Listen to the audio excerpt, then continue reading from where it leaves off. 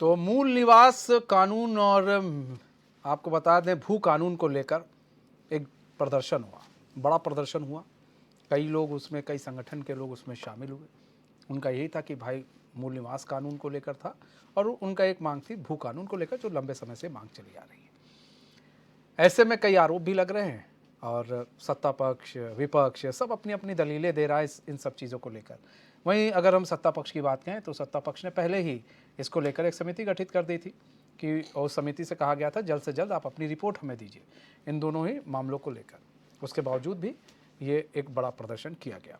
हमारे साथ हमारे मेहमान जुड़ चुके हैं, कई सवाल हैं, उन सवालों का हम जवाब जानेंगे। हमारे साथ नवीन प्रसाली जुड़ चुके हैं, भाजपा प्रवक्ता, आशीष नोटियाल जुड़ चुके हैं, कांग्रेस प्रवक्ता है, प्रेम पंचोली जुड़ चुके हैं, वरिष्ठ पत्रकार है, शांति प्रसाद भट्ट जुड़ चुके हैं, यूकेडी के प्रवक्ता है डीके पॉल आप प्रवक्ता हमारे साथ फोन लाइन पर अभी जुड़े हैं, कुछ ही देर में वो लाइव जुड़े जाएंगे। आप सभी मेहमानों का बहुत बहुत स्वागत है एचएन में।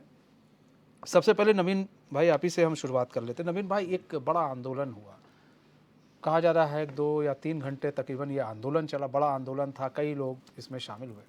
भू कानून और मूल निवास को लेकर ये जो आंदोलन है वो किया गया। ऐसे में आखिर सरकार क्या चाह रही है, सरकार की क्या दृष्टि है, सरकार इस पूरे आंदोलन को किस तरह से अभी तक उसने देखा है?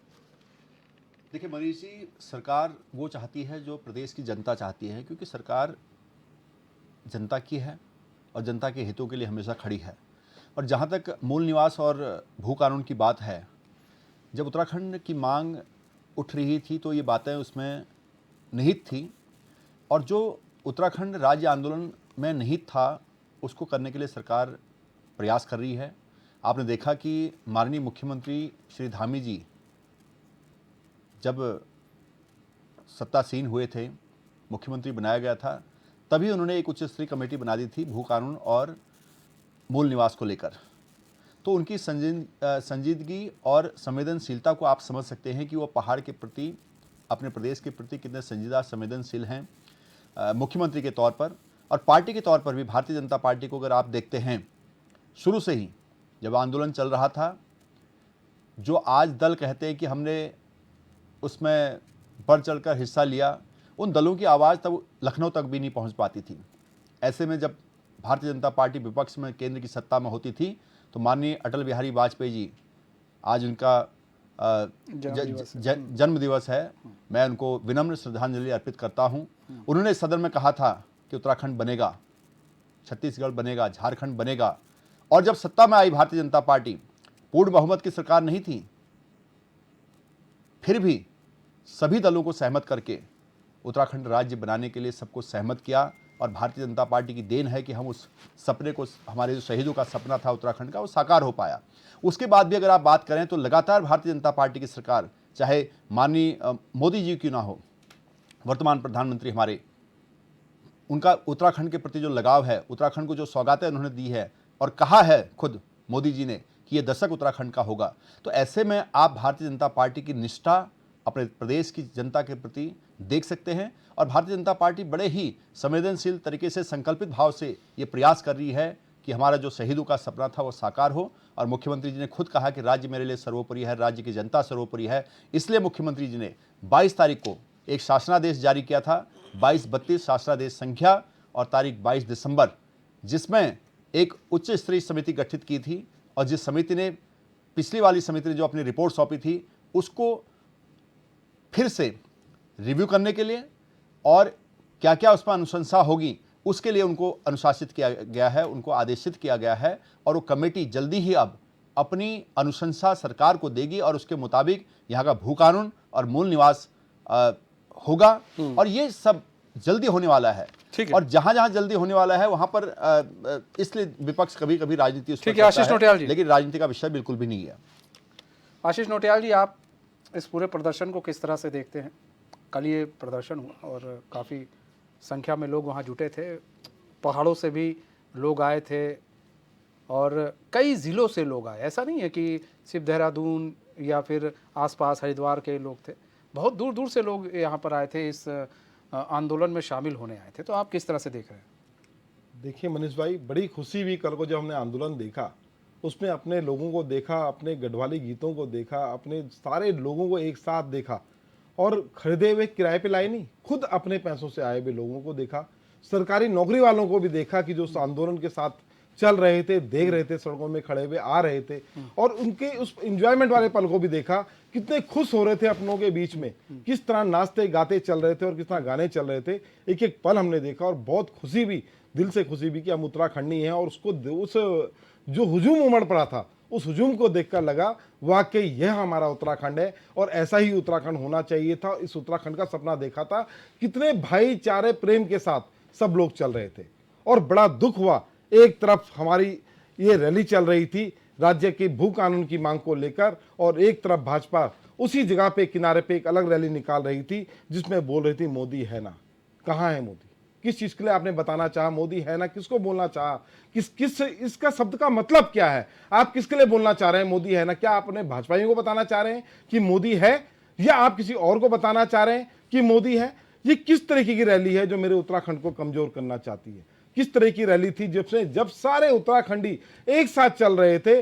उस आंदोलन को कम करने के लिए उसी दिन उसी समय एक आप राज्य विरोधी लोगों को इकट्ठा करके एक रैली का आयोजन करते हैं और आप चलना शुरू करते हैं अलग तरीके से। हमने उस रैली को भी देखा और उस रैली को बहुत अच्छी तरह देखा, किस तरह से आप वहाँ टी शर्टों को बांट रहे थे, किस तरह बसों में लोगों को लेके आए। बड़ा दुख हुआ कि आप लोग भी तो उत्तराखंडी हैं, आप क्या बाहर से आ रखे हैं? आप भी इस राज्य में सरकार चलाते हैं, आप सबके संरक्षक के तौर पर उत्तराखंड के साथ हैं, होने चाहिए समय पर, आप लोगों के साथ वो दिखा नहीं। आपने एक सब लोग जो इकट्ठा होना चाहते थे, मिलके काम करना चाहते थे, एक आवाज बन के दिखाना चाहते थे, आपने उनको तोड़ने की कोशिश की। तो बड़ा दुख इस बात का है हमें कि भाजपा जिसको जनता सोचती है आशीष भाई कि तोड़ा देश की कैसे? तैसी, आशीष भाई अरे तोड़ा तोड़ना एक ही दिन पे। अच्छा एक बात बताएं आप, क्या जरूरत थी इतवार वाले दिन 10 बजे वहीं बगल रैली से? तो दोनों नहीं, पहले क्या से जरूरत थी? प्रस्तावित क्या थी जरूरत? ना? नहीं प्रस्तावित नहीं थी, नहीं, इन्होंने पहले से प्रस्तावित थी पहले ना? से उसी प्रस्तावित दिन उसी जगह नहीं, पे मतलब जॉब किया कल था। कल आप कह रहे हैं कोई बात नहीं, कई चीजें प्रस्तावित होती है, कैंसिल भी हो जाती है। आपने कह दिया कि प्रस्तावित थी, चलो कोई बात नहीं। जब उत्तराखंडी एक साथ एक मंच पर आने की कोशिश कर रहे हैं, अपनी मांग रख रहे हैं, आप खुद कह रहे हैं कि आप उनकी मांग को मानने को भी तैयार हैं, तो क्या दिक्कत थी आप लोगों को? क्या वो डंडे, मतलब जब मानने के लिए तैयार है तो अपनी रैली कर रहे हैं। नहीं, वो डंडे पर, अरे उन्होंने अपनी सभ्यता दिखाई अपने उत्तराखंड की, उत्तराखंड के लोक नृत्य हुए, उत्तराखंड के गाने में, उत्तराखंड की ये तो अच्छी बात है, वो अरे तो आप अच्छी देखो बात कितना अच्छा लगा। अच्छी बात ही है। मुझे ये इस तो बात अच्छी का बात दुख है है कि ना। हम उस कहना क्या उत्तराखंड चाह के रहे हैं आप? आंदोलन में उस समय हम छोटे भाई, कहना क्या चाह रहे थे, हो? उस आंदोलन में हम लोग भी होते तो कितना मजा आता अपने चले भाइयों जाते को वापस। साथ में देखकर। भाज- पहाड़ों से लोग भारतीय उतर कर जनता आए युवा मोर्चे की थे, रैली में दिल्ली चले से जाते लोग लेके आए थे, हमने उनको देख के कितना खुशी हुई। ठीक है, वो- मैं ये आपको वो इस एक अलग बात को आंदोलन बयान था, नहीं वो कर एक सकता। अलग चीज थी। और किस तरह गाने गाते हुए हम सब लोग चल रहे थे, बड़ा अच्छा महसूस हुआ। लेकिन मुझे बड़ा दुख हुआ भाजपा के लोगों को देखकर मतलब कि दुख इस उन्होंने बात का था कि उत्तराखंडियों को रैली तोड़ने का निकालनी है। काम ठीक है, कल के दिन पे भी किया। ठीक है, ठीक है। शांति प्रसाद भट्ट जी, आप सर किस तरह से देखते हैं पूरे रैली को और क्या सोच रखते हैं, क्योंकि उससे पहले ही कमेटी गठित कर दी गई थी? उत्तराखंड राज्य जो है आंदोलन से इसका जन्म हुआ है। 24 तारीख उत्तराखंड में बडोनी जी को याद करते हुए संस्कृति दिवस के रूप में मनाया जाता है और उत्तराखंड का मूल उत्तराखंडी अपने राज्य को के अस्तित्व को बचाने के लिए सख्त भू कानून और मूल निवास की मांग करते हुए सड़कों पे आंदोलित था। वो भी उस दिन जिस दिन उत्तराखंड में सरकार संस्कृति दिवस के रूप में मनाती है। दूसरी ओर ठीक भारतीय जनता पार्टी जो उत्तराखंड की संस्कृति को कुचलने के लिए मोदी के नाम से समानांतर रैली निकालकर एक संदेश देना चाह रही थी कि भारतीय जनता पार्टी वो पार्टी है जिसने राज्य आंदोलन के दौर में भी कहा कि उत्तर प्रदेश से उत्तराखंड कभी अलग नहीं होगा, ये मुकुट है उत्तर प्रदेश का, और कुछ अलगाववादी लोग अलग राज्य की मांग कर रहे हैं, इनका सपना हम कभी पूरा नहीं होने देंगे। ठीक उसी की पुनरावृत्ति उत्तराखंड के मूल निवास और भू कानून को आंदोलन को कुचलने के लिए दो वर्गों में उत्तराखंड की जनता को बांटने का प्रयास भारतीय जनता पार्टी ने किया है, जबकि वो असफल रहे। अब आ जाइए, ये आखिर क्यों ज़रूरत पड़ी? उत्तराखंड राज्य का निर्माण ही इसलिए हुआ था कि उत्तराखंड की उत्तर प्रदेश में उपेक्षा हो रही थी, गांव विकास से दूर थे, पलायन बदस्तूर जारी था। इन तमाम बुनियादी चीज़ों को लेकर उत्तराखंड राज्य के लिए अथक प्रयास किए गए, 42 से ज़्यादा शहादतें दी, राज्य बना। राज्य बनने के बाद सबसे पहले कुठाराघात राष्ट्रभक्ति का जो हमारे साथ किया गया वो ये कि हमारा मूल निवास खत्म कर दिया, हमारे यहाँ 2018 में भू कानून भी खत्म कर दिया। कहने का मतलब है कि इस राज्य के संसाधनों को लूटने का जो प्रयास हुआ वो बदस्तूर इस कदर जारी हुआ कि यहाँ की जनता समझ नहीं पाई कि राष्ट्र के नाम पर हमने राष्ट्रीय पार्टियों को सत्ता दी, ये सत्ता में बैठकर आखिर हमारे ही अधिकारों पर डाका क्यों डाल रहे हैं। इससे जानकर समझकर जनमानस एकमत हुआ। ये कैसे हुआ, आपको याद दिला दूं, 1994 में जिस तरीके से संयुक्त संघर्ष समिति के बैनर के तले तमाम सामाजिक संगठन एक होकर आज दो अभी दो उत्तराखंड राज दो का नारा लगाकर संदेश दिया केंद्र की सरकारों को कि हम उत्तराखंड के लिए एक हैं, उसी तरीके से 24 दिसंबर को सब तमाम उत्तराखंड का जनमानस, चाहे फिर वो मैदान का हो, पहाड़ का हो, हिंदू हो, मुस्लिम हो, सब ने एक बात कही कि हमारी विचारधाराएं भले अलग हो मगर उत्तराखंड के मूल अस्तित्व को बचाने के लिए यहाँ सख्त भू कानून की ज़रूरत है और मूल निवास 1950 लागू होना चाहिए। ये भारत के संविधान में प्रावधान है। बात तो ये होनी चाहिए थी धामी जी के मुंह से कि जिन्होंने मूल निवास यहाँ खत्म करने का प्रयास किया है उनके खिलाफ मुकदमे दर्ज होंगे कि आखिर ये संविधान की अनदेखी किन के कारण हुई है। मैं बात खत्म कर रहा हूँ, ठीक है सर, जल्दी से खत्म कर रहा हूँ बात। देखो, डिबेट की चीजें बाहर नहीं निकल के आएगी तो मजा नहीं आएगा। ठीक है सर। और भारतीय जनता पार्टी को देखिए कि जब जन दबाव बना और इनकी रैली का भी प्रभाव नहीं पड़ा तो आनन फानन में भाजपा जो है कहती हमने कमेटी बना दी। हम यही पूछते हैं कि आप बताइए भाटी आयोग का क्या हुआ, त्रिपाठी आयोग का क्या हुआ, दीक्षित आयोग का क्या हुआ, और लोकायुक्त को जो आपने परवर समिति में भेजकर बेईमानों को बचाने का प्रयास किया उस पर क्या हुआ। यह कहने का मतलब है कि जनता की आंख में धूल झोंकने के लिए जो कमेटी का राज सत्ताएं कर रही हैं, ये बात धामी जी बंद करें। ये बताएं कि उत्तराखंड में आपकी सरकार ने भू कानून बंद क्यों खत्म क्यों किया और मूल निवास 1950 आपने उत्तराखंड का क्यों छीना। अगर आप इन दोनों चीजों का जवाब देते हैं तो निश्चित रूप से उत्तराखंड डीके पॉल जी आप किस तरह से देख रहे हैं दर्ज होना चाहिए। ठीक है, डीके पॉल जी आप किस तरह से देख रहे हैं? डीके पॉल जी आपको आवाज आ रही है? लगता है डीके पॉल जी से हमारा संपर्क टूट गया है। शांति प्रसाद भट्ट जी, हाँ जी, माफ कीजिएगा, प्रेम पंचोली जी, प्रेम पंचोली जी, देखिए यहाँ भू कानून को लेकर लड़ाई लड़ी गई, अब भाई आप लोग आंदोलन भी किया गया और अब फिर से एक बार मुखर होकर लोग बोल रहे हैं आंदोलनरत थे मूल निवास को लेकर, यहाँ भू कानून को लेकर, लेकिन उससे पहले ही कमेटी गठित कर दी गई थी। यानी कहीं ना कहीं सरकार ने जो शंकाएं थी उन शंकाओं को दूर करने के लिए कमेटी भी गठित कर दी कि भाई आप जल्द से जल्द रिपोर्ट भी दीजिए। तो ऐसे में आपको क्या लग रहा है कि वास्तव में कोई एक बड़ा फैसला सरकार ले सकती है? बिल्कुल, अगर सरकार ने कमेटी गठित की है, कमेटी गठित करने के बाद जो रतूड़ी कमेटी बनाई गई है उसका रिजल्ट आएगा और वो रिजल्ट हम सब लोग देखना चाहेंगे। इससे पहले भी बहुत सारी कमेटियां गठित की। मैं एक बात क्लियर करना चाहूँ कि मूल निवास और सख्त भू कानून क्यों, ये सवाल बार बार जो हमारे यहाँ लोग रह रहे हैं, अंदर बाहर का मामला नहीं है, पहाड़ मैदान का मामला नहीं है, दूसरे राज्य और उत्तराखंड का मामला नहीं है। ये जो राज्य लड़ा गया था, जो शांति प्रसाद भट्ट जी ने कहा, ये इसलिए लड़ा गया था कि यहाँ के लोगों को स्वरोजगार, रोजगार और यहाँ के लोगों के जो बेनिफिट्स हैं सरकारी वो मिलने चाहिए।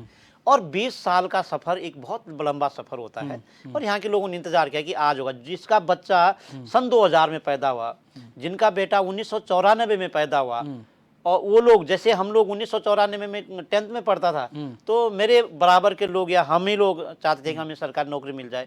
गलती से हम लोगों को नहीं मिली या हम लोग कमजोर रहे होंगे पढ़ाई लिखाई में या जो जैसे भी रहा होगा, सभी को सरकारी रोजगार नहीं मिलता है। तो उस तरह के लोगों ने तैयारी की बाकायदा, लेकिन उनको सरकारी नौकरी नहीं मिली।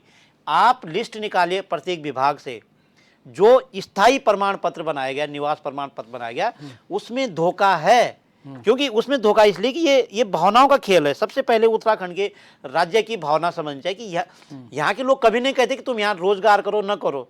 ये ट्रांसपेरेंसी है। हमारे लोग भी दिल्ली में हैं, बम्बई में, उत्तर प्रदेश में, चंडीगढ़ में, अलग अलग जगह है, ऐसा नहीं है। लेकिन जो पहली जो फर्स्ट जो प्रायोरिटी थी वो हमारे लोगों को मिलनी चाहिए थी। जैसे उद्योगों में 70% लोगों को अगर नौकरी मिल जाती तो आज हमें मूल निवास और इस चीज़ की जरूरत नहीं पड़ती। हम मूल निवास की मांग इसलिए कर रहे हैं कि वो हमारा कॉन्स्टिट्यूशन राइट्स है, फंडामेंटल्स राइट्स है। जब हमारा देश आज़ाद हुआ उसमें लिखा गया है, उसमें मैं आगे आऊँगा चर्चा करने में। लेकिन सबसे पहले यहाँ की भावनाओं को समझने की ज़रूरत है। यहाँ के लोगों को छला गया 20 साल तक। अगर उसने एग्ज़ाम दिया तो एग्जाम में घोटाला पाया गया तो पर्दे के पीछे, उसके पीछे कोई इस राज्य का आदमी था ही नहीं, इस राज्य के व्यक्ति को मुखड़ा बनाया गया, वो सामने आया तो उसको कोई सज़ा नहीं दी गई। तमाम प्रकार की कमेटियां बनाई गई, उस कमेटी पे कोई जांच नहीं की गई। जैसे कल मुख्यमंत्री ने कमेटी गठित की गई थी, तो मुख्यमंत्री ये बोलता, अच्छा होता कि अगर मुख्यमंत्री ये बोल देते कि जिन्होंने ये गड़बड़ की है मैं उनको भी नहीं छोड़ूंगा।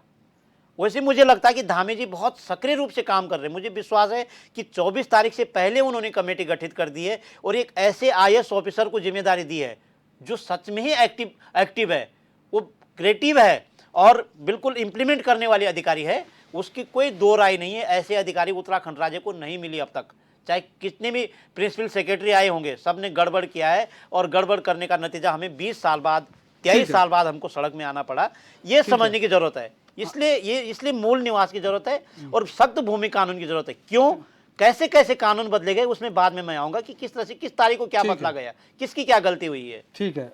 आशीष नोटियाल जी, आपके समय में भू कानून लाया गया था, एंड ठीक है, हाँ जी। उस समय था। उसके बाद जब 2018 में फिर त्रिवेंद्र सरकार आई, फिर उसको हटा दिया गया। ऐसे में अब सवाल ये है कि ये हुआ कि भाई बिजनेस अगर यहाँ लाना है, उद्योग लगाना है, तो भू कानून में ढील देनी चाहिए। अगर आप ढील नहीं देंगे तो उद्योग कैसे लगेंगे। अब यहाँ पर यह भी सवाल उठ रहा है कि यहाँ पर कई गांव ऐसे हैं जो भूत खाना बन चुके हैं, कई गांव खाली हो चुके हैं, वहाँ पर अब कोई रहता नहीं है। ये यहाँ पर बैठे पैनल में सभी लोग इस बात को जानते हैं। अगर अपनी चीज़ों को बेचना हो, या फिर अब वो जहाँ बस गए हैं वहीं रह रहे हैं, अब यहाँ पर वो आ भी नहीं रहे हैं, उनकी ज़मीन भी पड़ी हुई है, और अगर उनको बेचना हो, चूँकि अब आपको ही मालूम है कि पहाड़ों पर लोग ज़्यादा खरीदते नहीं हैं, क्योंकि आज कई लोगों से जब बात होती है तो कहते हैं यार वहाँ पर है, हमारी ज़मीन पड़ी है, लेकिन कोई ख़रीदने वाला नहीं है। ऐसे में फिर वो लोग क्या करते हैं, किसी बाहरी को बेच देते, भैया ठीक है तुम ले लो। तुमको अगर कुछ लोगों को ये है कि अपना रिजॉर्ट बनाना है या कुछ भी हो वो बनाना है, तो हम उसको उसके लिए दे देते हैं। तो फिर आखिर दिक्कत कहाँ आ रही है, किस जगह आ रही है? अगर आप सख्त भू कानून बना देंगे और काफ़ी सख्त आप लोग भू कानून की बात करेंगे, तो फिर जहाँ जहाँ उत्तराखंड के लोग हैं उन पर भी तो इस चीज़ का असर पड़ेगा ना। देखिए, जिस तरह आपने बताया कि हमारे जो हैं गांव जो हैं भूतिया बन गए हैं, या वहाँ लोग नहीं रह रहे हैं, ये सरकार की नाकामी की वजह से नहीं रह रहे हैं। क्यों नहीं सभी रह रहे की हैं? सरकार की नाकामी, कोई बात नहीं, किसी की भी हो। हाँ, कोई बात नहीं, सरकार की नाकामी, ठीक है, कोई जो भी सरकार आप मानते हैं, सरकार की नाकामी की वजह से ही नहीं रह रहे। पहाड़ को खाली हुआ क्यों? पहाड़ खाली, एक बात बताएं, आप ऐसी जगह में रहना चाहेंगे जहाँ पे ना तो स्वास्थ्य की अच्छी व्यवस्था हो, ना शिक्षा की व्यवस्था हो, और ना रोजगार हो। कौन रहना चाहेगा आप बताएं? आज अगर किसी को जरा भी बीमारी हो जाती है, आप समझ सकते हैं किस तरह के रास्ते हैं। सिर्फ आप इस रास्ते को मत देखें, बद्रीनाथ वाले रास्ते को, कितने चौड़े चौड़े रास्ते हो गए, और भी कई रास्ते हैं। परसों मैं मासू देवता गया और वहां के रास्ते भी मैं देख के आया। इतने पतले रास्ते हैं, एक गाड़ी के अलावा दूसरी गाड़ी निकालना बड़ा मुश्किल है। वैसे भी रास्ते हैं, वहां भी जो लोग रह रहे हैं, हम उन्हें नमन करते हैं कि बेचारे इतनी कठिन परिस्थितियों में वहां पे रह रहे हैं। अगर रात को उनकी तबीयत खराब हो जाए, कोई दिक्कत आ जाए, कहाँ जाएंगे और कैसे जाएंगे? बड़ा मुश्किल है गाँव में रहना। मतलब वो जब बीजेपी गवर्नमेंट आई है तब से रहने लगे यहाँ पे व्यवस्थाएं नहीं। देखिए, रहे तो पहले से रहे, बीजेपी ने क्या व्यवस्था करी? बात ज्यादा नहीं, हम ये जानना चाह रहे हैं आपसे। ज्यादा बातें तो ये बोल रहे हैं ना। इनके टाइम पे धीरे धीरे करके आपने पलायन शुरू आप लोगों ने करवाया और किसने कराया? आप अभी खुद धामी जी बोल रहे थे कि हम तो जो है यहाँ से इतने हजार लोगों को जो है विदेश भेजने का काम करेंगे। आप उत्तराखंड को खुद खाली करने का काम कर रहे हैं। आप चाहते हैं उत्तराखंड खाली हो जाए। आज की डेट पे नहीं, आप बदल गए, आप अपनी बातों को फिर से रखिए। पहाड़ खाली ना होते। आप कह रहे थे पहाड़ों के अंदर स्कूलों में छुट्टियां का नहीं नौबत आ गई है। पहाड़ के अंदर स्कूल 3-3 दिन के लिए बंद किए जा रहे हैं कि वहाँ बाढ़ आ गया है। आशीष भाई आते हैं, आशीष भाई आते हैं आपके पास, क्योंकि आशीष भाई हम आते हैं आपके पास, तुरंत आते हैं, कहीं मत जाइए। तो चर्चा को हम बदस्तूर जारी रखेंगे। फिलहाल वक्त हो चला एक छोटे से ब्रेक का, तो कहीं मत जाइए, बने रहे हमारे साथ। तो देखते हैं एचएन न्यूज़।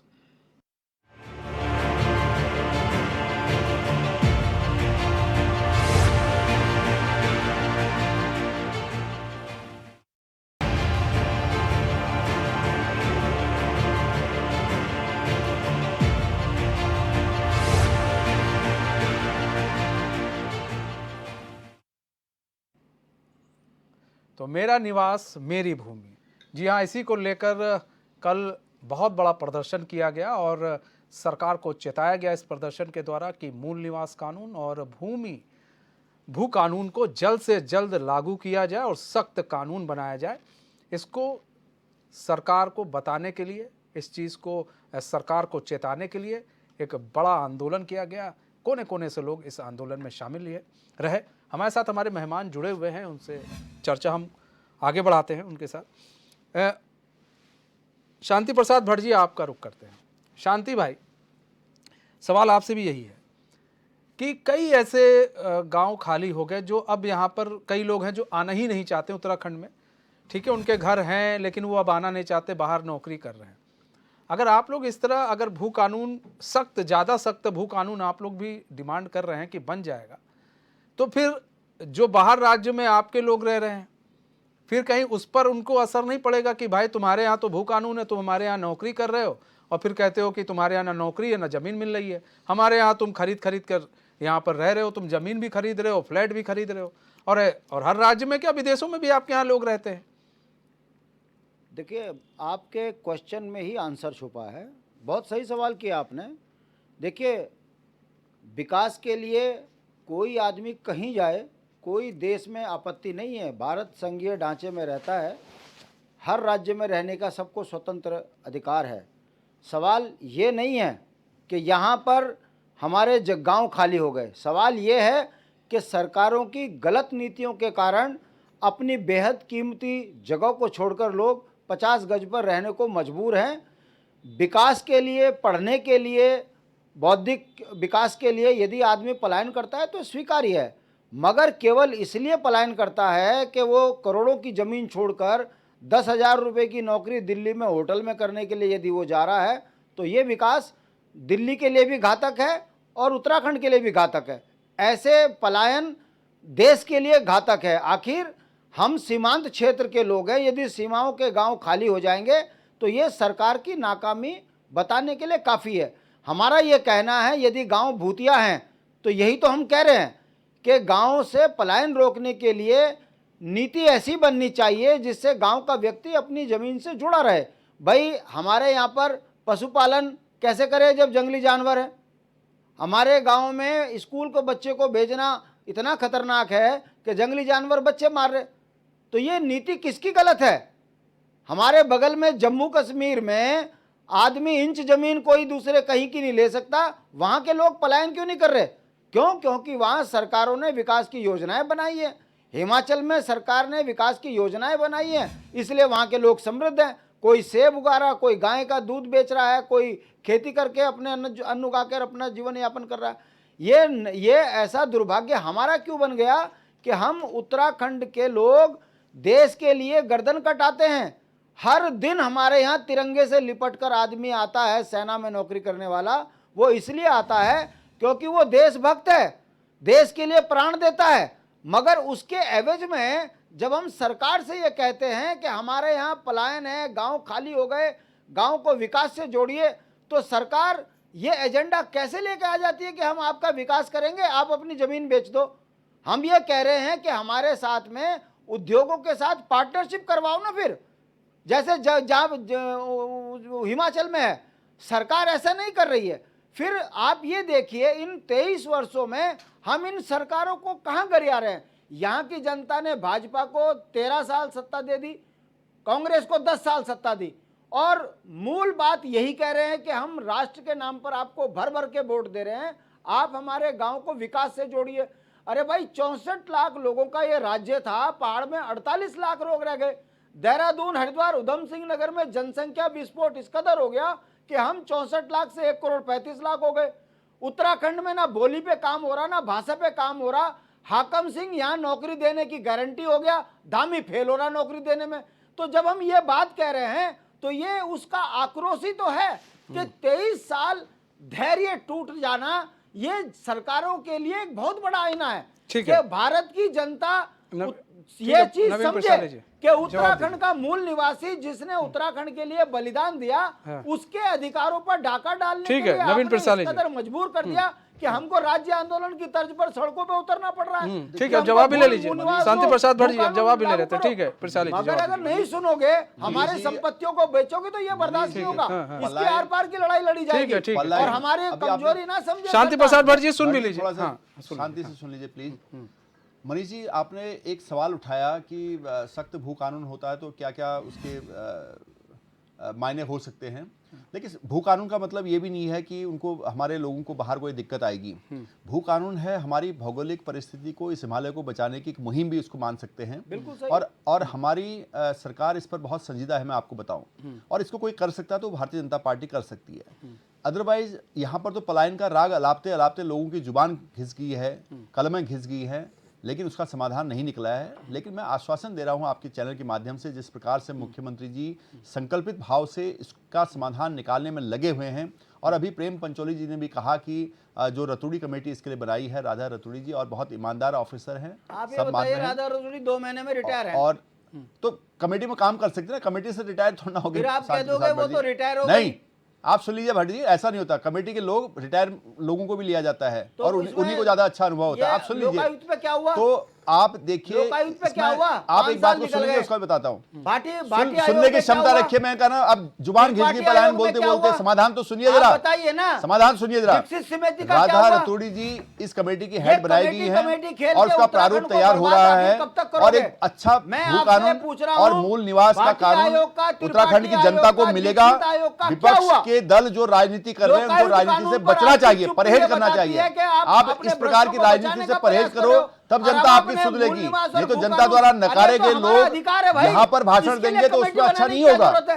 और आप मूल बताइए, निवास, कितने नेताओं भू पे आपने कानून कार्रवाई करी? भारतीय जनता पटवारी पार्टी भर्ती ही दे घोटाले सकती पे है। आपने क्या जब किया? ये राज्य बनाने में हाथों भारतीय की जनता भर्ती पार्टी का सहयोग हो बेईमानी पे सकता है, आपने भारतीय क्या जनता किया? पार्टी की आप बताएं ना इस पे। सरकार का सहयोग है, ये बताने को सरकार ने तैयार बनाया नहीं है, तो आप सरकार तो ही यहाँ पर उत्तराखंड भू में कानून भूमाफियाओं देगी। को सरकार ही यहाँ पर कोशिश कर रहे हो। मूल ये निवास कमेटी प्रमाण बनाने पत्र का क्या जारी मतलब करेगी। है? भारत आप के कुछ संविधान नहीं कर में सकते स्पष्ट लिखा है कि आप जो जिस केवल राज्य बोलने में वाले रहता है, लोग हैं, वो वहाँ का मूल निवासी प्रदेश होगा। की जनता द्वारा इसमें नकारे आप गए ये लोग बताइए, हैं। मूल निवास के कुछ लिए क्या कमेटी बनाने प्रदेश की के लिए कोई जरूरत है मतलब भाई? नहीं है। भू कानून टीवी आपने वाले खत्म बुला किया रहे हैं, 2018 उस पर में। आप भाषण बता दे रहे दीजिए हैं। कितना आपने यहाँ पर जो जनता है, उद्योग लेकर जो आए। जिस जनता की अरे मांग यहाँ है, पर अडानी वो भी हमारी अंबानी को जनता है। जमीनें बेचने जो का जनता आप मांग रही है, वो प्रयास हमारी कर रहे हो। जनता है। ये उस जनता जनता की पे हमारी आप सरकार है। बंद कीजिए आप। सरकार और जनता का सवाल आप है, ये बताइए, बीच में राधा राजनीति ना रतूड़ी करें। 2 महीने में ये रिटायर हो जनता जाएगी तो क्या हुआ? और ये 2 महीने सरकार में आपको दोनों बता मिलकर देंगे। अपना समाधान निकालने में सक्षम है। अरे भाई कौन प्रदेश सा की समाधान जनता, निकालोगे? प्रदेश की भारत के सरकार संविधान ठीक है, में नवीन लिखा है, प्रसाद जी, निकाल ठीक है। सकती है। निवास होना आप चाहिए। राजनीति ठीक है, करें। भट्ट जी, ठीक है। आप राजनीति ना करें। ठीक है, ठीक है भट्ट जी, ठीक है, ठीक है, ठीक है, बनाने की क्या जरूरत ठीक है, है? क्यों ठीक नहीं है, है ठीक जरूरत? ये जनता ठीक के है। नाम कल को पर कोई दूध टेक्निकल बंद प्रॉब्लम कीजिए आई, आप। कौन ठीक करेगा? है, शांति प्रसाद भट्ट जी, ठीक है, ठीक है, नवीन प्रसाद जी, इसका ठीक है। technical point है, आशीष नोटियाल जी, इस पर आदेश एक चीज एक और बैठकर भी नहीं है। हो ठीक है, सकता। आशीष नोटियाल जी, मुख्यमंत्री जी का ठीक है, आशीष कमेटी नोटियाल चाहिए होती जी, है, एक्सपर्ट लोग चाहिए होते हैं, वो अनुशंसा ठीक है, करते ठीक है, हैं। आशीष नोटियाल जी, एक इसको चीज लागू और किया है। जाएगा। अभी पंचोली जी हम आपके पास आएंगे, लेकिन आशीष नोटियाल जी, एक चीज और भी है। अब ये भी हमें समझना होगा। यहाँ बार बार बात हो रही है, पंचोली जी भी कह रहे हैं, यहाँ बात हो रही है, रोजगार की बात हो रही है, भू कानून लाएंगे और तमाम तरह की बात हो रही है रोजगार की। लेकिन यहाँ सवाल उठ जाता है, जब कोई कंपनी लगाता है, या फिर आप लोग भी बिजनेसमैन होंगे, आप में से भी कोई बिजनेसमैन होगा, तो उसको चाहिए होता है स्किल, कि क्या जो बिजनेस लगा रहा है उस स्किल के लोग यहाँ पर कितने हैं। 10% है, 20% है, आप कहते हैं 70% लोग होना चाहिए, लेकिन वो जो बिजनेस लगा रहा है उस स्किल के लोग कितने हैं। तो ऐसे में जब उस स्किल के लोग यहाँ नहीं मिलेंगे तो क्या करेगा? वो बाहर से एफर्ट करेगा, बाहर से लोगों को बुलाएगा कि भाई बाहर आते हैं भट्ट, आते हैं भट्ट जी, तो बाहर से लोगों को बुलाएगा कि भाई नहीं आप आइए हमारे यहाँ नौकरी कीजिए। मनीष भाई, उत्तराखंड की स्किल पे शक मत करो।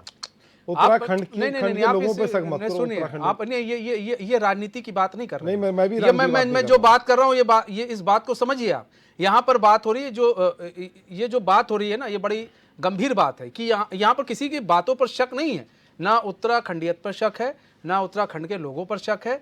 यहाँ के लोग बाहर जाकर भी अपना परचम गाड़ रहे हैं, अपने झंडे को बुलंद कर रहे हैं, और हर जगह अपने झंडे को बुलंद कर रहे हैं, उसमें कोई शक नहीं है। लेकिन जब एक आदमी कंपनी चलाता है तो वो आदमी ये यहाँ पर शक की बात नहीं होती, उसको वो चाहिए होता है उस कंपनी को चलाने के लिए क्या उसके पास भरपूर लोग उसको मिल रहे हैं यहाँ से कि नहीं मिल रहे हैं, उसको जो काम चाहिए उस काम के लोग उसको मिल रहे हैं कि नहीं मिल रहे हैं, ये सबसे बड़ी चीज़ है। देखिए मनीष भाई, अभी इन्वेस्टमेंट समिट कराया गया। इन्वेस्टमेंट समिट में हमारे मुख्यमंत्री जी विदेशों में जाके घूमे कि आओ आओ उत्तराखंड आओ, पर उत्तराखंडियों को नहीं बताया कि किस तरीके से हम लोग क्या क्या आपको देने वाले हैं। आज हम बात कर रहे हैं टूरिस्ट के क्षेत्र में बहुत बड़ा काम करने वाले हैं, बाहर के लोग यहाँ आके। आप हमें बताएं ना, आप उत्तराखंडियों को बताएं, आपने इतने बोर्ड लगा दिए, करोड़ों रुपए के बोर्ड लगा दिए, आप अपने बोर्डों के माध्यम से हो चाहे किसी चैनल के माध्यम से आप बताने की कोशिश तो करें। अगर उत्तराखंड में आएंगे, आप होटल खोलेंगे तो हम होटल बनाने के लिए आपको ये जगह ज़मीन देंगे, यहाँ के लिए आपको इतना लोन देंगे, यहाँ इतनी सब्सिडी देंगे, तो आप उत्तराखंडी को तो बताएं।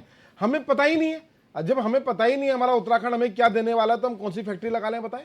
आज की डेट पे उत्तराखंड सिर्फ कंज्यूम का हब बन चुका है। हर आइटम का हम कंज्यूम कर रहे हैं, सिर्फ यूज कर रहे हैं, हम बना के बेच नहीं रहे हैं। सिर्फ कंजम्पशन के लिए हम लोग बैठे हैं। आज आप चाहे साबुन की बात कर लें, चाहे तेल की बात कर लें, चाहे मसालों की बात कर लें, चाहे कोई बात कर लें, हर चीज बाहर से आएगी, हम उसे कंज्यूम करेंगे। उत्तराखंड में क्यों नहीं बन सकता? उत्तराखंड के अंदर आप देखें हमारे झंगोरा और कोदा की कितनी मांग है। उत्तराखंड के लोग मांग करें ना करें, पर जो हमारे उत्तराखंडी बाहर रहते हैं, चाहे आप किसी भी राज्य की बात कर लें, वो आज भी खाना चाहते हैं। लेकिन पहाड़ों के हाल ये हो गए, वहाँ झंगोरा कोदा हो ही नहीं पा रहा है। वहाँ की स्थिति यह है कि वहाँ जो लोग रह भी रहे हैं वो कह रहे हैं बोए तो बोए कैसे, तो बंदर खा जा रहे हैं। हमारे पहाड़ में सोना उगता है, सोना उग सकता है, पर उसे उगाने के लिए हमारी महत्वाकांक्षाएं होनी चाहिए, हमें सुविधाएं देनी पड़ेगी।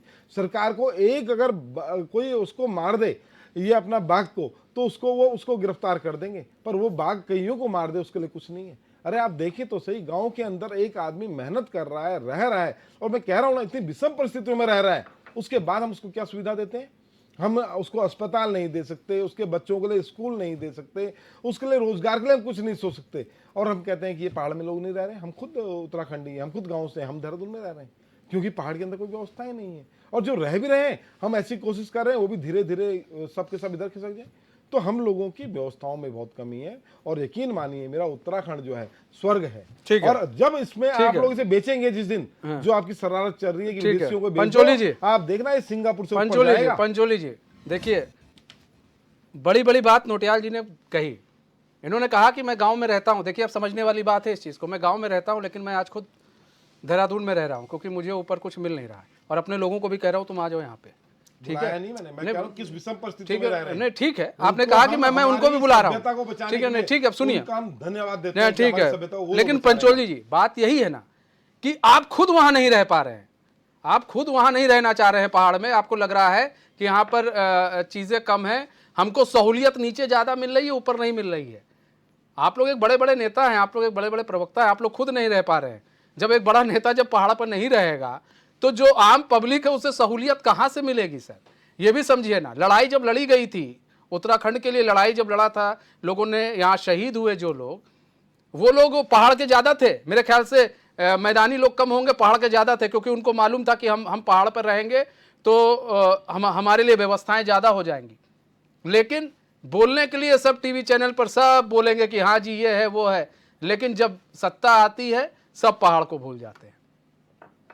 नहीं, मैं थोड़ा हमको अपनी गलतियों को भी स्वीकार करना पड़ेगा, और हमको थोड़ा पीछे भी देखना पड़ेगा, बहुत पीछे भी देखना पड़ेगा। ऐसा नहीं है कि कल की जो रैली थी उत्तराखंडियों की, उसने ये दिखा दिया कि वो किसी चैनल पे आकर के नहीं बोल रहे थे वो लोग। जब मैं रैली की बात नहीं कर रहा हूँ, मैं रैली की बात नहीं कर रहा। सुनिए पहले थोड़ा, आपको और पीछे जाना पड़ेगा उत्तराखंड को समझने के लिए। 1932 में जब नेहरू जी श्रीनगर आए थे और वहाँ उन्होंने जंगोरी की खीर खाई थी, तो उन्होंने एक लाइन में बोल दिया था कि इस राज्य, ये पहाड़ी तब अंग्रेजों के उसमें अधीन में भी था और आज़ादी की लड़ाई भी लड़ी जा रही थी, तो उन्होंने एक लाइन में कह दिया था कि ये पहाड़ी जो राज्य है इसको एक अलग अलग राज्य हो जाना चाहिए, क्योंकि पहाड़ और मैदान के जो कल्चर, काम करने का तरीका बहुत सारे डिफरेंट है। ठीक है, 1950 में हम लोग आज़ाद हुए और एक पहला जो नोटिफिकेशन जारी हुआ, प्रेसिडेंशियल नोटिफिकेशन जारी हुआ कि जो जिस राज्य में रह रहा है वो वहीं का मूल निवासी होगा, ये तय हो गया था। और 10 साल में हमारे सरकारों ने काम किया, और पहला बंदोबस्त 1960 में किया गया जमीन को लेकर के। और वो बंदोबस्त ये किया गया कि उस बंदोबस्त में ये देखा गया कि कौन कृषि की ज़मीन है, कौन व्यवसाय करने की ज़मीन है, कौन कैसे कैसे ज़मीन है, और इस तरह से आगे काम हुआ। और ऐसे ही बंदोबस्त 1964 तक हमारे उत्तराखंड के, तब हम उत्तर प्रदेश के हिस्सा थे, 1964 तक उत्तराखंड के सारी जगह पे ये हुआ। और उत्तराखंड के मैदानी क्षेत्रों में जो है और थोड़ा कुछ पहाड़ों पर जो है ये ढांचागत विकास हुआ, कहीं फैक्ट्रियाँ लगाने का और कहीं इस तरह से एजुकेशन इंस्टीट्यूट जो भी हुआ सरकारों ने की। लेकिन गड़बड़ कहाँ पर हुई है? गड़बड़ हमको अपनी जो गलतियां हैं उसको जरूर स्वीकार करना चाहिए। नित्यानंद स्वामी की सरकार ने, उन्होंने 1985 की एक गाइडलाइन तय की कि 1985 का जो एक कानून था उसको, उसमें फेरबदल करके एक यहाँ पे एक एक ऐसा एक कानून बनाया गया जिस कानून में ये लिखा गया कि मूल निवास की जगह उसको स्थायी निवास बनाया गया। 1985 के संविधान में कुछ मूल निवास के बातों को ला करके एक उत्तराखंड का एक ऐसा नया कानून बनाया मूल निवास को लेकर के, जिसको उन्होंने नाम दिया स्थायी निवास नाम दिया। और 2010 आते आते ये मामला जो है मामला कोर्ट में चला गया और सुप्रीम कोर्ट ने और हमारी सरकार, हमारी जो हाई कोर्ट की बेंच है, उन्होंने ये निर्णय दिया कि 1950 में जो प्रेसिडेंशियल जो नोटिफिकेशन जारी किया गया है उसी को माना जाए। जब 2010 में ये मामला हाई कोर्ट सुप्रीम कोर्ट में गया, लेकिन 2012 में एक दलील फिर हाई कोर्ट में दी गई है। और हमारी सरकार का जो वकील है, जो सरकारी वकील है, मैं सामान्य भाषा में इसलिए कह रहा हूँ, हमारे चैनल को आम लोग देख रहे हैं, अगर हम सरकार की भाषा में कहेंगे तो उसका पद का नाम दूसरा है। सरकारी वकील ने दलील न तो सुन पाई और न अपनी दलील पूरी, न अपना वर्जन वहां पे रख पाया। और उसमें ये तय 2012 में सुनवाई में जो है 9 नवंबर 2000 यानी राज्य गठन के दिन से जो भी व्यक्ति उत्तराखंड की सीमा में रह रहा है उसे यहाँ का मूल निवासी माना जाएगा। और इस दलील से वो पिछड़ गया और उसने दलील पूरी नहीं दे पाया और उस मामला को वही रह दिया, उसको स्थायी निवासी माना गया। अब आप देखो, जब ये सब चीजें इतनी बार हुई तो झारखंड, छत्तीसगढ़ ये भी हमारे राज्य के साथ बनाए गए, उत्तराखंड राज्य के साथ बनाए गए, लेकिन वहां तो ऐसा कानून नहीं है। वहां 1950 में जो प्रेसिडेंशियल जो नोटिफिकेशन जारी हुआ उसी के आधार पर वहां के लोगों को मूल निवास दिया गया। मूल निवास का मतलब ये नहीं कि अगर हम यहाँ के मूल निवासी है तो हम सहारनपुर का आदमी यहाँ नौकरी नहीं कर सकता।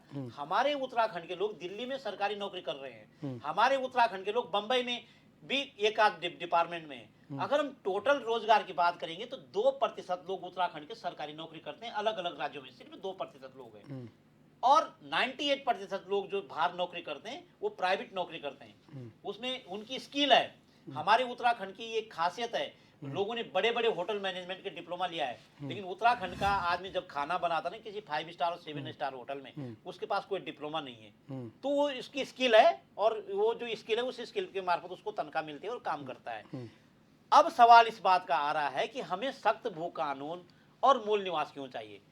हम बार बार सरकार को कह चुके हैं, हमने कई बार अखबारों में खबरें भी लिखे, लेख भी लिखे, बड़े बड़े एडिटोरियल भी छपे हैं कि जब आप जो है यहाँ के भू कानून पे बात करते हो तो यहाँ ज़्यादा नहीं, आप यहाँ से सिर्फ 45 किलोमीटर चलिए और पौंटा जाइए। पौंटा हिमाचल का हिस्सा है, सोलन जाइए, ऊना जाइए, है ना, ऊना में जाइए कि किस तरह से फैक्ट्री वहाँ पे लगी गई, वहाँ की जमीन भी तो बिकी दी है ना, पौंटा की जमीन भी तो दी है ना, तो उसको समझने की जरूरत है। जब आप यहाँ उद्योगों का दर्जा देंगे, यहाँ की जमीन नहीं, जितना मैं समझ रहा हूँ, ठीक है। शांति प्रसाद भट्ट जी, जितना मैं समझ रहा हूँ, हिमाचल में जो है कृषि भूमि अगर नहीं है, अगर और कोई भूमि है तो आप वहाँ पर खरीद सकता है बाहरी आदमी, और उसके लिए सरकार को बाकायदा बताना पड़ता है। 500 वर्ग मीटर की जो भूमि है, जो भी है, वो उतने एक क्राइटेरिया बांधा गया कि इतनी आप खरीद सकते हैं, बाहरी लोग भी ले सकते हैं, तो इसलिए वहाँ पर ये है। तो क्या अगर भू कानून बने तो क्या ये क्राइटेरिया रहना चाहिए कि इसे भी खत्म कर देना चाहिए? देखिए वर्मा जी, विकास उत्तराखंड के लोगों का होना है ना, तो उनके सुझाव के अनुसार विकास होना चाहिए या हमारे पास जबरन थोपा हुआ विकास चाहिए? ये कब हम कह रहे हैं कि हमारे यहाँ तुम फैक्ट्री लगाओ, मगर जब आप फैक्ट्री नहीं लगा सकते तो उसको शिक्षा का हब बना दो। जब आप तीर्थाटन की बात करते हो तो आध्यात्मिक दृष्टिकोण से विकास करो। ये हम तो नहीं कह रहे ना कि बद्रीनाथ को तोड़ के जो है 5 स्टार होटल बनाओ वहाँ। हमारे धार्मिक स्थलों पर अतिक्रमण कर आप वहाँ पर 5 स्टार होटल बनाओगे तो आप तो हमारे धामों की भी ऐसी तैसी करने पे लग गए। हम कब कह रहे, अरे भाई गांव का विकास के लिए जरूरी है कि वहाँ स्कूल अच्छे हो जाएं, स्वास्थ्य की व्यवस्था अच्छी हो जाए और कृषि उद्यान और बागवानी को इस तरीके से गांव में करवाया जाए ताकि अपनी खेती कर आदमी आजीविका कर ले।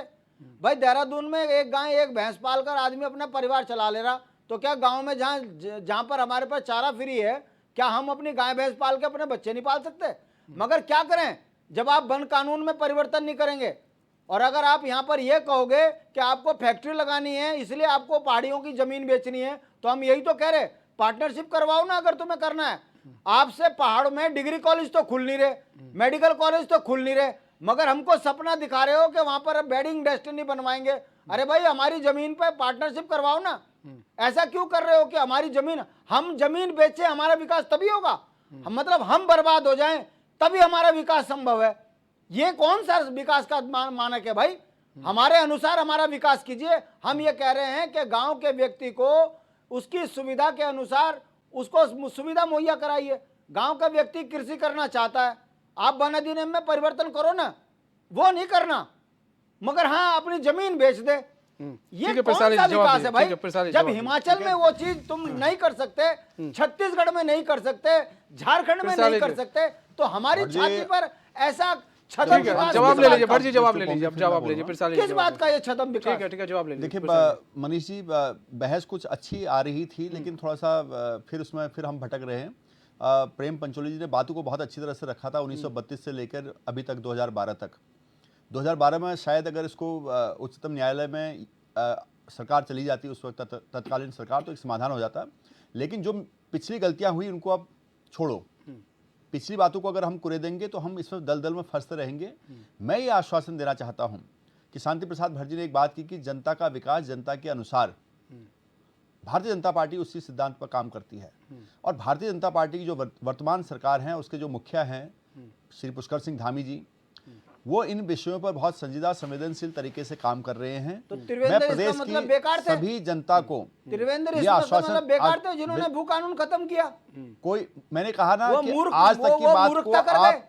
देखिए भट्ट जी, आप तो पिछले 20 साल से बोल रहे हैं। मैंने कहा आपकी जुबान घिस गई पलायन का करके, लेकिन कुछ नहीं कर पाए। मतलब आप पलायन से पहले विकास तो चाहिए। अगर आप चुनाव जीत बिना विकास के आप पलायन क्यों हो रहा है ये बताइए? पलायन इसलिए हो रहा है कि वहां पर सड़कें नहीं थी। हमारी सरकार ने सड़कें नहीं पहुंचाई, वहां पर स्कूल नहीं थे, हमारी सरकार ने स्कूल बनाए हैं। तो जो सुविधा चाहिए वो हमारी सरकार दे रही है। भारतीय जनता पार्टी की सरकार सुविधा दे रही है, भारतीय जनता पार्टी कर रही है। आप बीच में केवल इस डिबेट को भटकाने के लिए काम कर रहे हैं।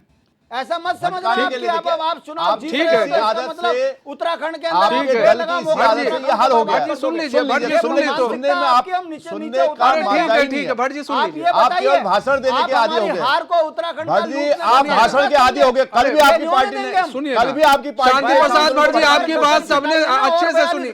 नहीं, शांति प्रसाद भट्ट जी, आप बार बार बीच में बोल रहे हैं, ये गलत बात है। शांति प्रसाद भट्ट जी, सोच है ना, आपने सवाल उठाए, उसका जवाब लीजिए ना। आप बार बार क्यों बोल रहे हैं बीच में? सोच सही कीजिए अपनी। ठीक है, उत्तराखंड की नहीं आप बोल रहे थे सर, कोई नहीं बोल रहा था आपके बीच में, कोई नहीं बोला है सर। आप अपनी आपके बीच में कोई नहीं बोला है सर, इनकी भी तो सुनिए ना। अरे भाई कैसे कह रहे हैं कि हम हार रहे थे? कल भी आपके पास आ रहे हैं ना। कल भी आपके दल ने गड़बड़ी करने की कोशिश, वहां पर कि आप लोगों ने गड़बड़ी करने की कोशिश की। अरे यार छोड़ो यार, मत छोड़ो यार।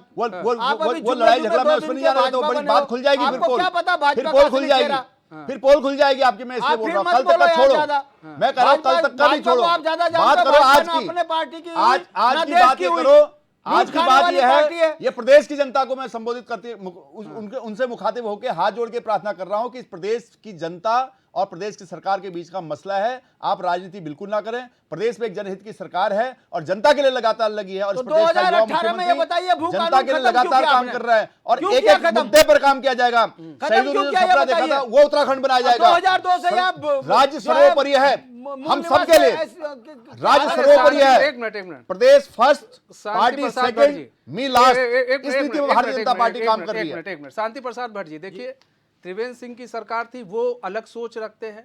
मतलब ये भाजपा सीएम से अलग धामी थे की वो। सुनिए, समझना पड़ेगा ना जी। मतलब आपकी पार्टी को कई लोग छोड़ कर गए तो क्या समझा जाए? बाद में उन्होंने पार्टी पर बहुत आरोप लगाए, मतलब आपकी पार्टी गलत है। आप इस बात को मानेंगे?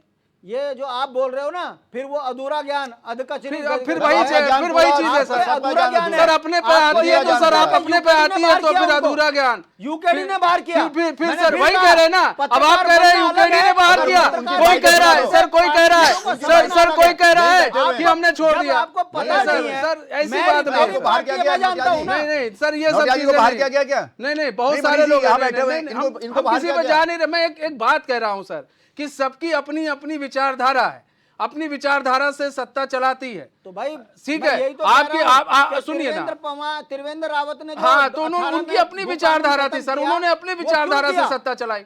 ठीक है, यहाँ पर कई कानून लाए गए, धामी सरकार आई, कई कानून लाए। अब ऐसा है, उनकी अपनी विचारधारा थी। आप ये देखिए, जब इस प्रदेश में लव जिहाद, लैंड जिहाद हो रहा था, और हमारी सरकार धर्मांतरण कानून लाई, ठीक है, आपने सर, बोला जल्दी उस से। वक्त कुछ, ठीक है, ठीक है, ठीक है। आपने बोला ठीक है, नोटियाल जी, जल्दी धर्मांतरण से। कानून सरकार लाई है, सर 10 सेकंड जल्दी हमारी से। सरकार लाई है, धर्मांतरण यहाँ पर के लिए कंट्रोल राज्य करने लिया के ठीक लिए है सर, 10 आप उस सेकंड वक्त सर, कहाँ फाइनल गए कमेंट। थे? ठीक है, यूसीसी ठीक के लिए है, राज्य कहाँ लिया गए क्या? वो? ठीक है, ये प्रचार राज्य जी, किस ठीक लिए है। वो बना कानून था? भी आएगा, ठीक है, ठीक है। मूल निवास भी आएगा ठीक यहाँ है पर। सर, ठीक है, ठीक है, आप शांति समझ नहीं प्रसाद पाते, आपको ठीक है, समझ शांति नहीं होता प्रसाद हिंदू भट्ट जी, मुद्दों ठीक है, जल्दी सर, नोटियाल। देखिए, जिस सपने के साथ उत्तराखंड की मांग की गई थी वो सपना आज भी अधूरा है और निश्चित ही उस सपने को पूरा करने के लिए हम सबको मिलकर काम करना पड़ेगा। सरकार को सोचना पड़ेगा, अगर उत्तराखंड के लोगों ने आपको इतने बड़े बड़े पद पर पहुंचाया है तो आपको उत्तराखंड के लोगों के साथ ऐसा नहीं करना है। और मेरा उत्तराखंड पहाड़ों से जुड़कर बना है, पहाड़ों के विकास के लिए हमें काम करना चाहिए, सरकार को सोचना चाहिए, उत्तराखंड की भावनाओं को आदर करना चाहिए, ना कि उत्तराखंडियों को गुमराह करने की ठीक है सर, बहुत बहुत धन्यवाद आप सभी मेहमानों का हमारे साथ जुड़ने के लिए और अपना बहुमूल्य समय हमें देने के लिए। तो देखिए, यहाँ पर कल एक बड़ा आंदोलन किया गया भू कानून को लेकर और मूल निवास कानून को लेकर एक बड़ा आंदोलन किया गया। अब ऐसे में सबकी अपनी अपनी अलग अलग राय है। वहीं सत्ता पक्ष ने पहले ही एक समिति गठित कर दी थी और उस कमेटी का काम यह है कि जल्द से जल्द वो रिपोर्ट सौंपे। और वहीं विपक्ष अपने सवाल उठा रहा है, विपक्ष का काम है सवाल उठाना, वो अपने सवाल उठा रहा है। बहरहाल हमारे इस खास पेशकश बस इतना है। मुझे दीजिए इजाजत, तो खबरों के साथ बने रहने के लिए देखते रहिए चैनल न्यूज़। नमस्कार।